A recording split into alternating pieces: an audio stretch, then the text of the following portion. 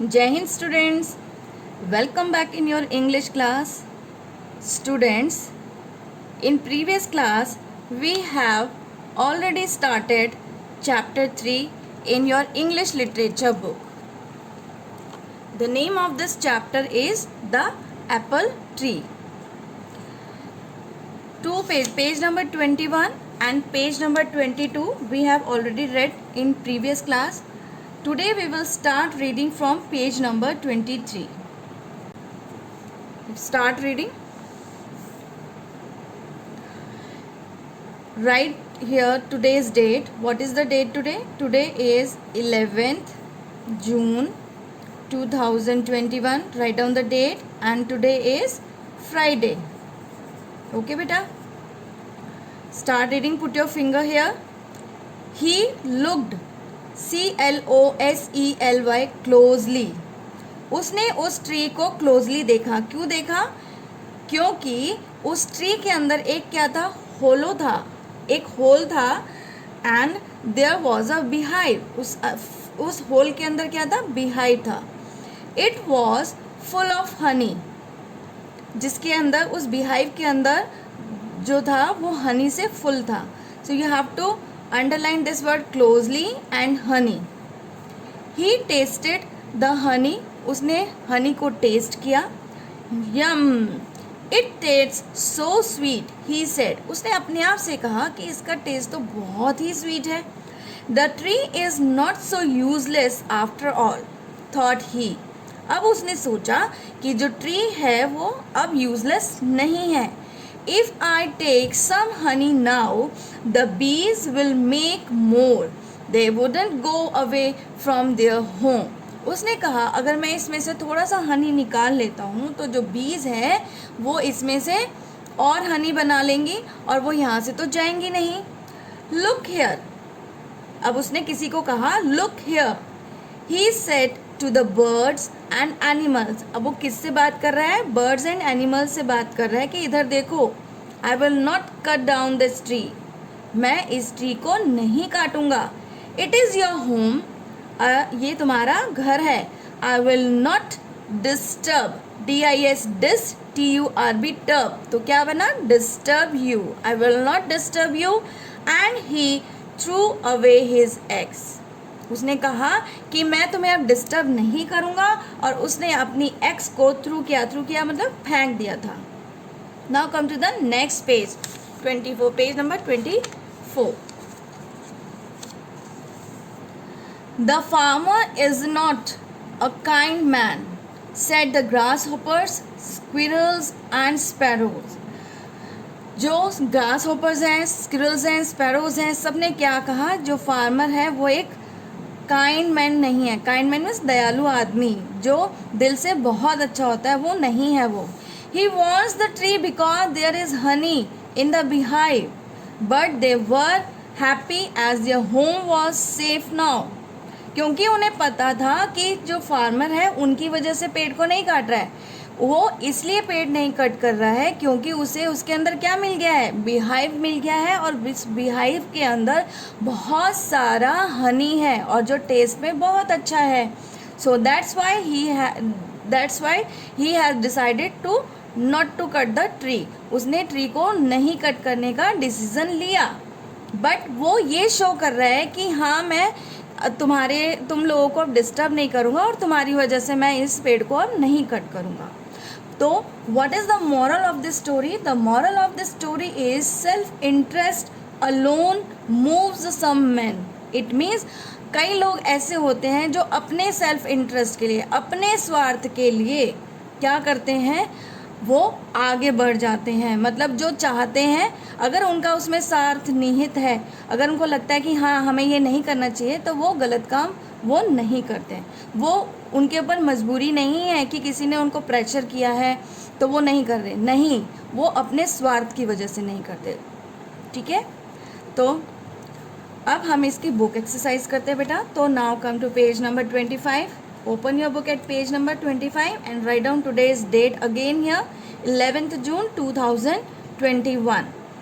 We are not going to do this A part of this exercise. Cut this because we will do this work in copy. Okay, now move to B part of this book exercise. Match the following. अब आपको क्या करना है? Match the following. It means there are two columns are given here, A column and B column. You have to match the words. जिनका pair बनता है आपको उनके साथ वर्ड्स को मैच करना है. But we do not draw the lines. We will write the numbers only. Number 1 is farmer. Farmer क्या है? फार्मर का क्या था? एक्स था, हनी था, बीहाइव था, गार्डन था, ट्री था. फार्मर का क्या था? गार्डन था. सो हम यहाँ पे क्या लिखेंगे? Number 1. We have to write number 1 here. Now number 2, SHARP, sharp. What is sharp? Sharp का मीनिंग क्या बताया था? जो तेज धार वाला होता है. तो यहाँ पे क्या है? शार्प. एक्स है, हनी है, beehive and tree. Which one is sharp? Yes, X is sharp. Number 3, roots. Roots means जड़ें. अब roots किसकी होती हैं? honey, beehive और tree. Yes, of course, tree. Number 3, write down here. Number 4, HOLLOW, hollow. hollow के अंदर क्या था? honey था और beehive था. beehive. नंबर 5, बी ने क्या बनाया था? हनी. Write down 5. ठीक है, बीज हनी बनाती है. Now next part, C part, complete the sentences. अब आपको सेंटेंसेस कंप्लीट करने हैं. So first sentence is the tree is absolutely dash. In this chapter आपने ये रीड किया, the tree is absolutely what? Yes, the tree is absolutely useless. What is the spelling of useless? USE, use लिखा and less, LESS, less, useless. Okay, now come to second sentence. This tree is our. ये tree हमारा क्या है? किसने बोला था और क्या था वो उनका? Yes, HOME, home. You have to do this work with me. Now number 3, there was a dash filled with dash in the hollow of the tree. There was a dash. वहाँ क्या था? वहाँ एक beehive था. BEEB, hive, HIVE, beehive, filled with dash. वो किससे fill था? Yes, it was filled with honey. Now fourth sentence, the farmer isn't a dash. जो farmer था वो क्या नहीं था? grasshopper, squirrels and sparrow ने क्या बोला था कि जो farmer है वो क्या नहीं है? Yes, kind man. Kind man. Okay, MAN, man. Done. Now move to page number 26. This is a page number 26. D part. Give the meaning of the following words. You have to write the meaning of the following words. First word is BEGGED, begged. What is the meaning of begged? Begged का meaning क्या था? What is the meaning of begged? Write down.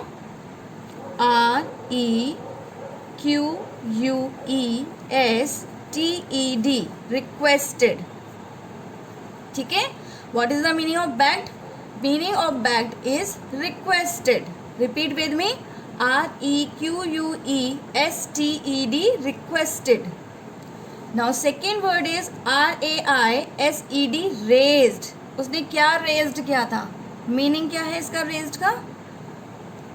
Lifted. उसने lifted किया. किसने? Farmer ने. हाथ में क्या उठा रखा था उसने? X. Now number 3, HOLLOW, hollow. What is the meaning of hollow? A hole. एक hole था उस tree के अंदर. Now fourth word is DISTURB, disturb. What is the meaning of disturb? Meaning of disturb is here trouble, trouble, trouble और worry. हम दो words लिखेंगे यहाँ पे, but you can write only one also here, ठीक है. बट ट्रबल और worry both are the meanings of disturb. We are not going to do this E part हम नहीं कर रहे हैं, ठीक है. एंड इसके बाद की एक्सरसाइज हम नहीं करेंगे. दिस इज यहाँ पे आपका वर्क कंप्लीट हो गया है. Okay, your book exercise is completed here. Now this chapter is completed. Now in next class we will do copy work of this chapter. So you have to learn book exercise and do practice of reading also. So okay, bye bye. We will meet in the next class.